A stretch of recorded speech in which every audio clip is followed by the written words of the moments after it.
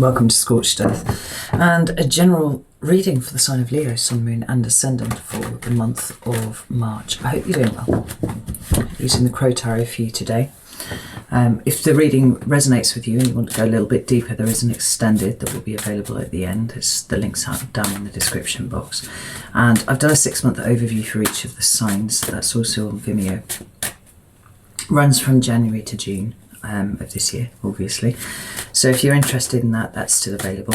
You can have a look at your leisure. So let's get some cards for Leo, please. I have 3 cards for Leo. Ooh. I've got Ace of Swords in your recent past energy. Current energy for Leo, please. We have the 3 of Swords and we have the Chariot. It's quite an interesting combination. And what's coming towards Leo? Strength. The card of Leo. We have what I actually think was the World at the bottom of the deck there. But then I put these cards on top of it, and so we've got the Devil instead. But we've got it here with the 4 of Swords. And I think actually, you know, we'll go with that. That's fine. The Devil is the card of Capricorn, but it talks about deep-seated fears that we have that keep us chained to a particular way of doing things. Right? And we've got the 4 of Swords next to it, which makes me feel like there's a certain amount of contemplation that is going on with you at the moment, Leo, about what those deep-seated fears look like. Right? We're not a sign that's particularly associated with fear, quite the reverse. In fact, we're associated with courage.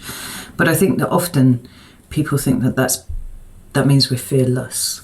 And that's a mischaracterization of the energy. The energy of the Leo is to feel the fear, but have the courage to do it anyway. And it seems to me like you're in a contemplation at the moment of what those are.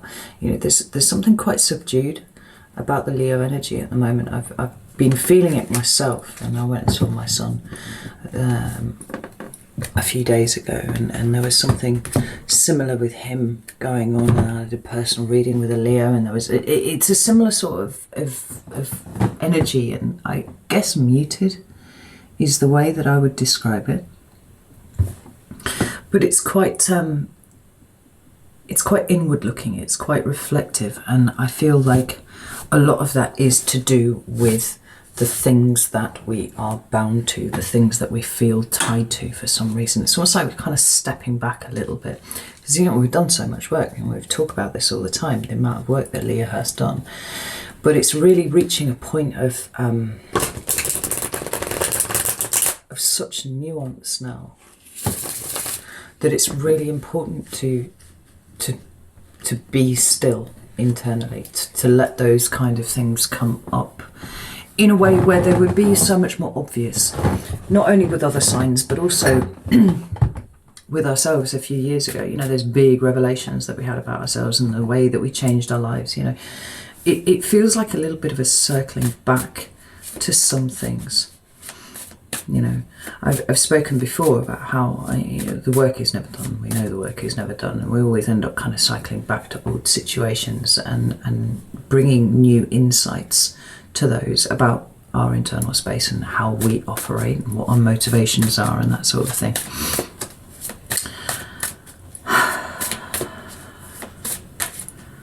But it's almost like we don't really have the energy for much outside of ourselves at the moment. Yeah, there's the Devil again. What's it with? Yeah, it's with the Empress. That might well be, you know, it could be mother issues, let's face it, that's possible. But it could also be talking about a new creative way that we want to see not only ourselves, but the way we show up, you know, the way we interact with our surroundings, the way that we actually make our will manifest. There's a new creativity coming to it, but it's not here yet. You know, and everything is kind of slightly withdrawn and slightly muted until we get there. Let's pull some clarifiers anyway and see what the crack is. Tell me about this Ace of Swords, please. Got the 10 of Pentacles. We have the 5 of Swords. Where are the Three of Swords and the Chariot?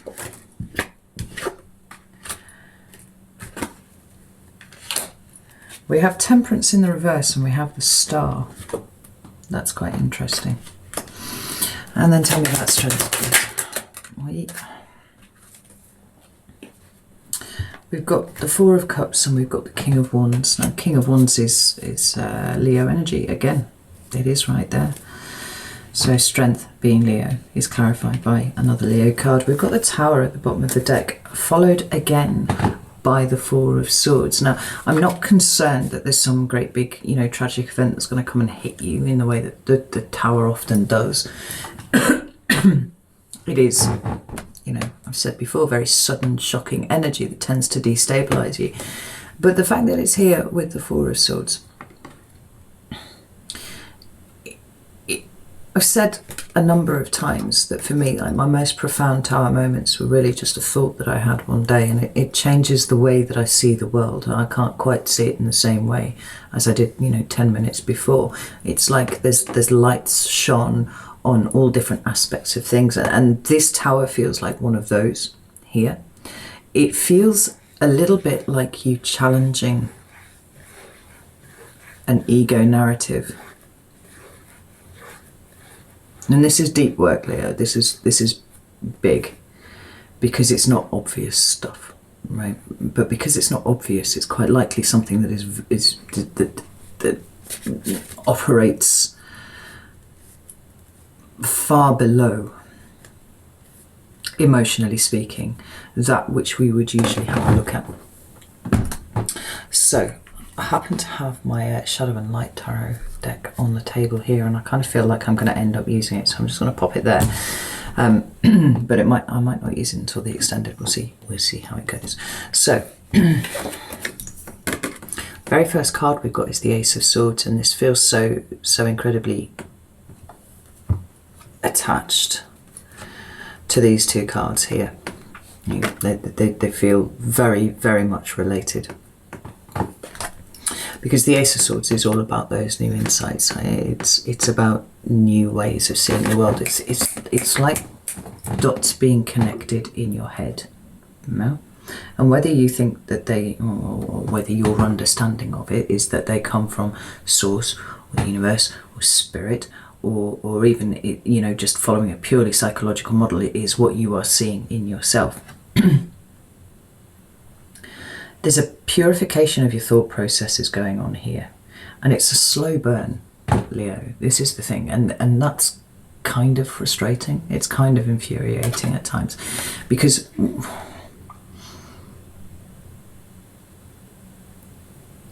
why? Because it's requiring us to be patient. And my God, if we hadn't had to learn patience over the last few years. Yeah. There's no rushing this. And I don't think actually, when it really comes down to it, any of us would want to rush it. Because we want the job done properly. But this is a certain kind of truth that liberates us in a way that might be slightly uncomfortable at first. But it feels like a little way down the line. This is going to be more helpful to us than we currently experience it. It is in your recent past. And so it does seem that you've had some new insights lately. And some of those might well be to do with your family. Immediate family possibly. Some of us have got kids and stuff like that, but it may be about where you've come from, because what I do see with the Ten of Pentacles is a snapshot in time. It always looks to me, rather than just being the pinnacle of the suit, and it's like, yay, there's the material fulfillment, we've got everything that we need, everything's all good.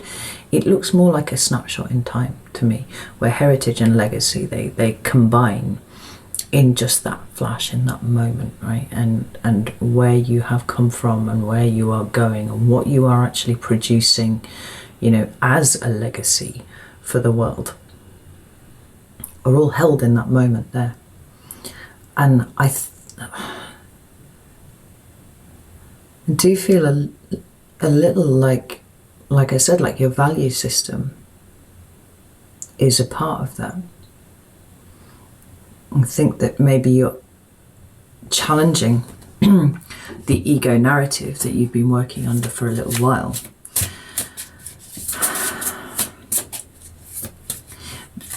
Because you are in a place to be able to do that more readily than you were before. You know, I've spoken about 2017, and what started off there with that eclipse season was basically Leo being kicked in the teeth over and over again, right? We ended up being left with fucking caved in skulls and everything, and we crawled on our hands and our fucking knees, and we rebuilt ourselves. And as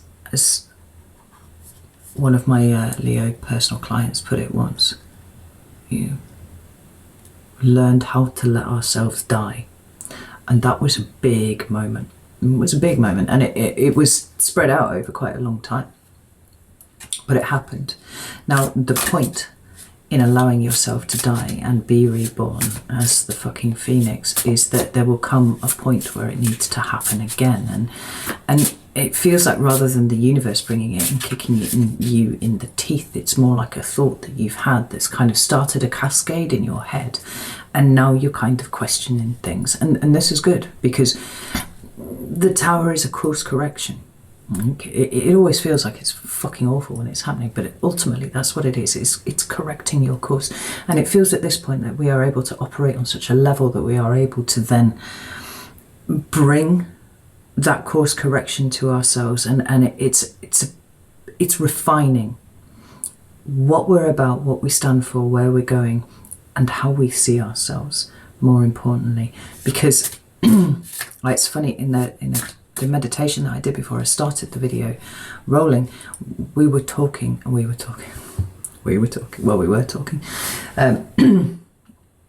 What I heard, what I was told, was that issues of identity were currently at play. And now I'm looking at the cards with that in mind, and I'm seeing how that's playing out. There's an understanding of where you've come from. There's an understanding of what you've been through to get to where you are now.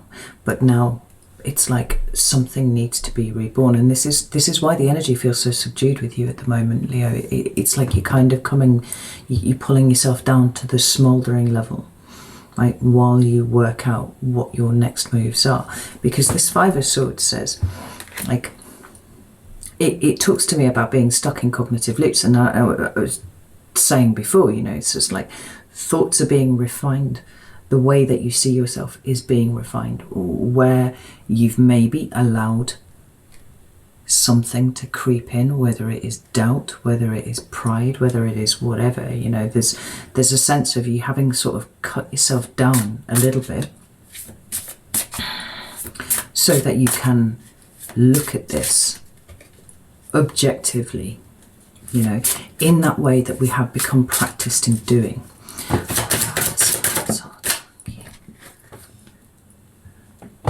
Yeah, we've got the Six of Wands and the Queen of Wands here, clarifying this Five of Swords.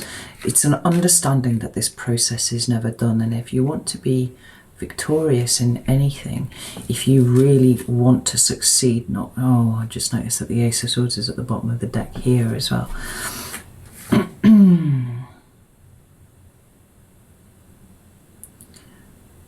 Yeah, followed by the card of Earth. Oh, and strength underneath that.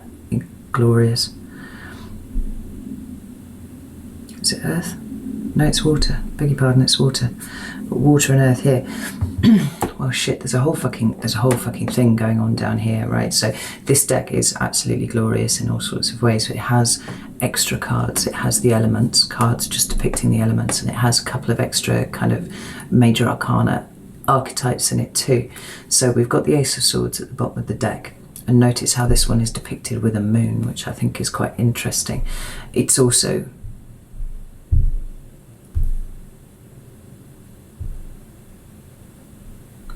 kind of stabbed down into the earth, you know. I've said before, I have this rule that the arbitrary rule that swords up are good and swords down are bad, and that mostly applies across most of the decks that I own. But this one, it feels like taking the sword and kind of plunging it into yourself a little bit, right? To access something below that, you know, whatever this bridge is here, whatever this foundation that we've created is, it's like, is this real? Like, am I really about this? There is more. Like, there's such depth going on here. But we have the card of the water element underneath there. It is emotional in nature, and we're seeing that here with the moon too. And we have the strength card, also a really subdued depiction of strength. And then underneath that we've got the card of earth. It's a real grounding. But then we've got Hanged Man, and we've got the Judgment card after this, right? So there's the Hanged Man. It talks about kind of, you know, suspending yourself into a position which is frankly not one that you're designed to be in, right? You're the wrong way up. It is uncomfortable, but you know the wisdom comes from being able to look at things from a different perspective. And after everything that's occurred, Leo, your ability to look at yourself is hugely improved. Improved, that's not the word that I'm after.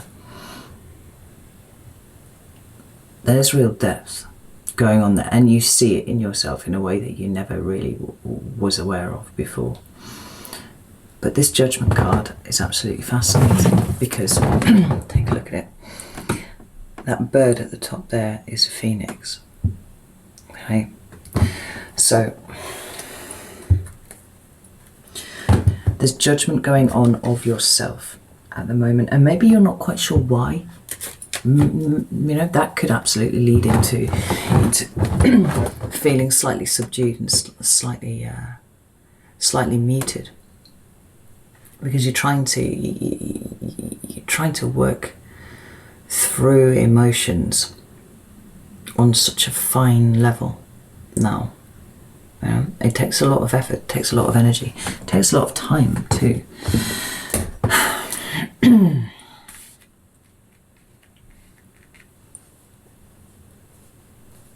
There's a real dig for authenticity.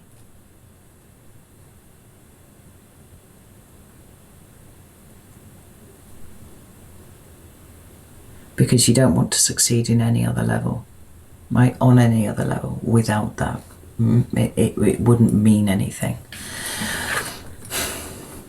When we come to your current energy, we've got the Three of Swords and we've got the Chariot. And the Three of Swords is about pain, it's about trauma. And it's interesting how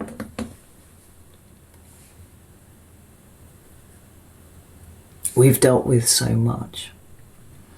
We sort of take it for granted that perhaps we dealt with it all.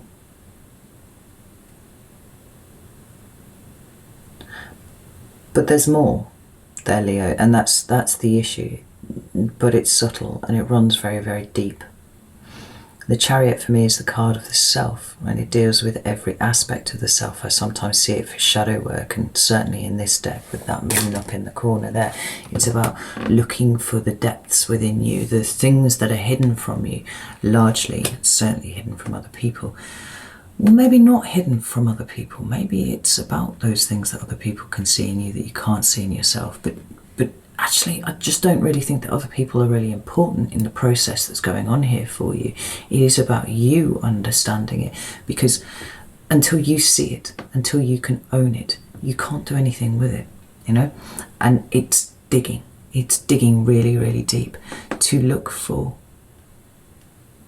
these old wounds.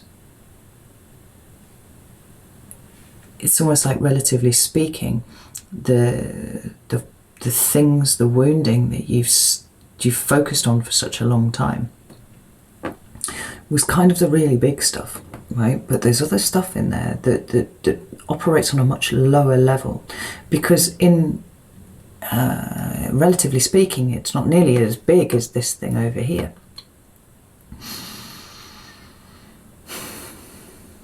And that's how it gets away with it. that's how it gets away with being where it is, because there were so many other things, you know. We've got the Temperance card in reverse and we've got the Star. I actually feel quite uncomfortable looking at the Star, and I think that's quite telling in and of itself. The Star is the card of Aquarius, but it's a card of vulnerability. It's a card of complete openness. And I think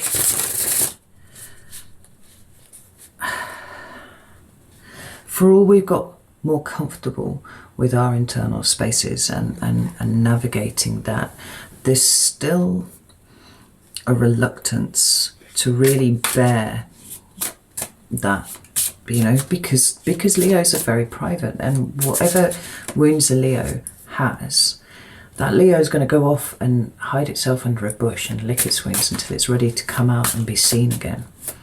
You know, the Temperance card in reverse is possibly an indication that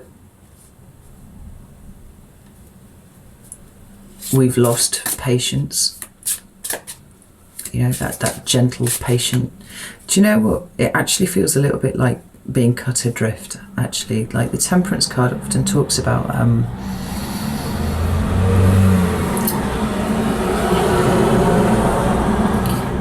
divine guidance, you know, being guided in a particular direction, and I don't really feel that at the moment. I'm not feeling that. It's almost like we're slightly cut adrift and we're having to do things by ourselves. Now that in and of itself is not an unfamiliar feeling at all, and maybe it points to the fact that, you know, some of the things that we've chosen not to deal with, actually because we just didn't think they were that important, not compared to the big things, are often talking about times where we were cut adrift and we were left to fend for ourselves, and that's quite often early on. You know, in the intervening period, there was a shitload of stuff that kind of happened too, and made us need to deal with that instead. But Temperance and the Star are similar in some ways, in so much as they talk about healing. You know, they talk about a balance. It's interesting that here on the Star we've got two themes very prominently featured, in so much as we've got this woman here and she's got one foot on the ground and she's got one foot in the water, and those were the two element cards that came up for you. It is about grounding your emotions. It is about really anchoring them to something, and maybe they're a little bit adrift at the moment. Wait, I'm going to pull one more card for that, please.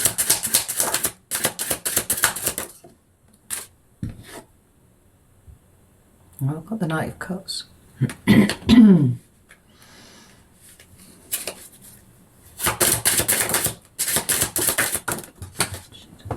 The Knight of Cups is a card of Pisces. Oh, I've got two down here. Yeah, oh, fuck's sake. Yeah. But it's about how we show up emotionally in the world. It's about how we process everything on an emotional level. It's actually about how we express our emotions to other people, how we you know, show that. It doesn't need to be spoken, and it doesn't need to be in any other way. But the two cards that came out there were the Three of Swords and that Water card again.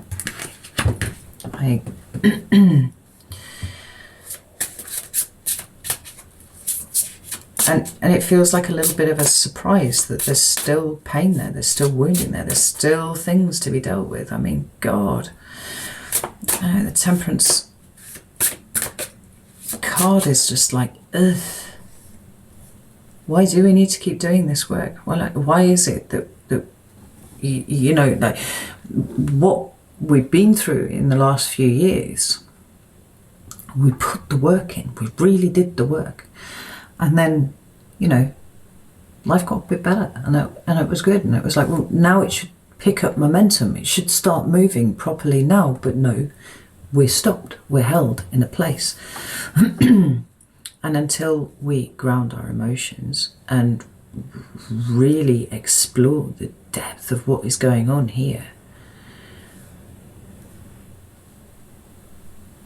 it's muting the way that we can show up in the world.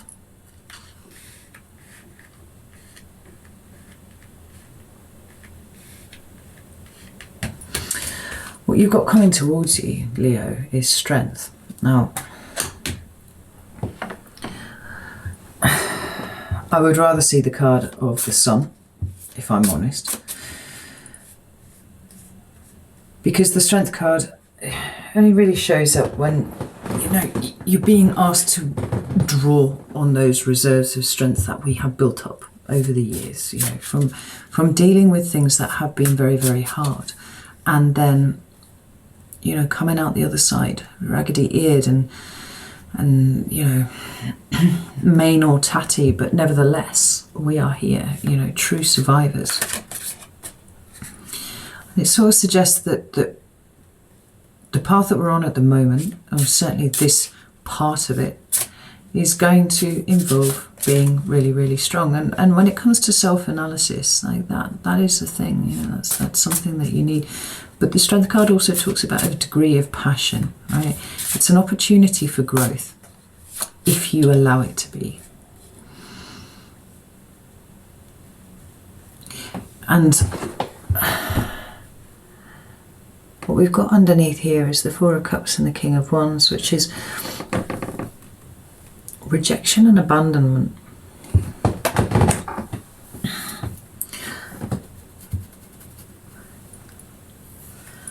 The King of Wands is looking at this, and it doesn't feel like somebody's going to just abandon you or you know, whatever in this coming month, but it's working with these themes and seeing how deep they have gone, right? We all know the worst thing you can do to a Leo is ignore it, particularly when that Leo is young.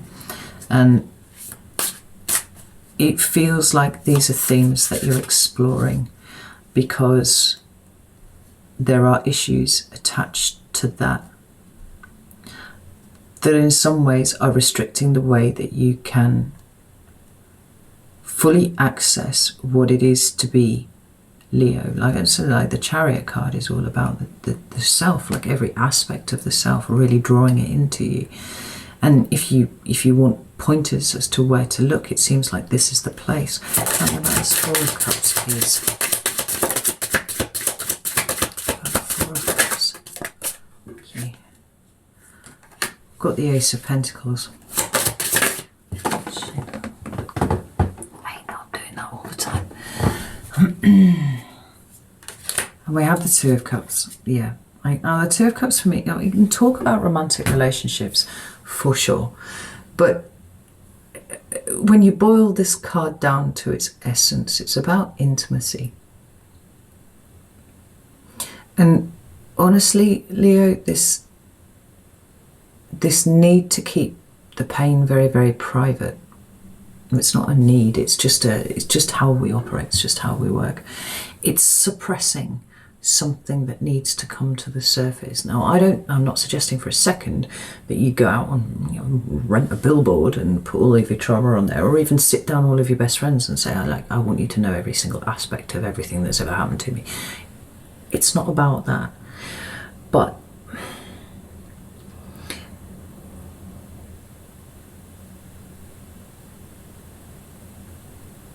it does feel like if you shook this a little bit, like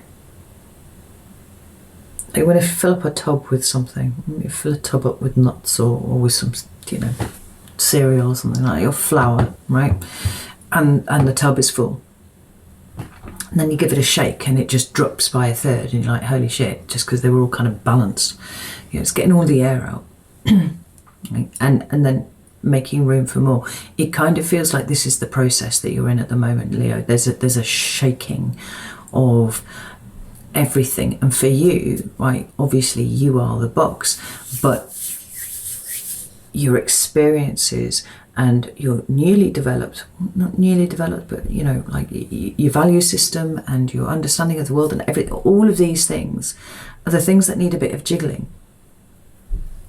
Because there's more room here for something, right? You've got to let the air come out. I don't really know where I'm going with this metaphor, but it feels like that, right? You've let yourself die once, and now you can do it again, and it doesn't have to hurt so much this time, because we've been through the process and we know it's all right. You know, if you are really truly set on development, self-development, and really working with an element of self-worth and stuff like that, and you know, getting rid of those last niggling bits, the niggling doubts, the potential for self-sabotage. This is a process that needs to occur. Now, the fact that the Ace of Pentacles is here,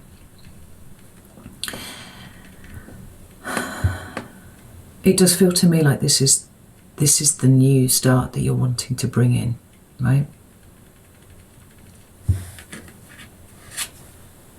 These are new opportunities that you want to bring towards you. But in order to apply yourself in the fullest extent, you know, to the fullest of your capacity, Leo, which is different to other people's, then you've got to be prepared to shake the box, you know? Make the space for the new things to come in. Make the space for a deeper level of intimacy. I know that, can't remember the details of it exactly, but that Venus is kind of following Leo around this year. And your relationships are kind of the focus of what's going on energetically with you this year, you know? And this isn't just about your, you know, most meaningful relationships, although it absolutely does refer to that. It's sort of how you relate to everyone that you meet, you know?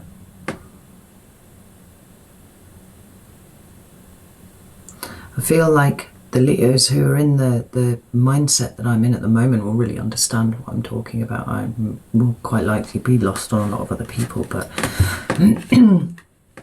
there's not a lot going on outside, and that's exactly as you need it to be at the moment. Anything else would distract you from the work at hand, and you need the space, you need the quiet. And if you're not getting the space and you're not getting the quiet, even though you are muted and you are subdued at the moment, then you need to ask for it, Leo. Oh, right, if this has resonated with you, I'm heading over to Vimeo now. I'm going to pull this apart a little bit and see if we can't work out what's going on a, you know, deeper level. So if you're interested in that, feel free to come and join me. If not, no shade. Right, that's all cool. Know that I love you all very, very much, and I will see you soon.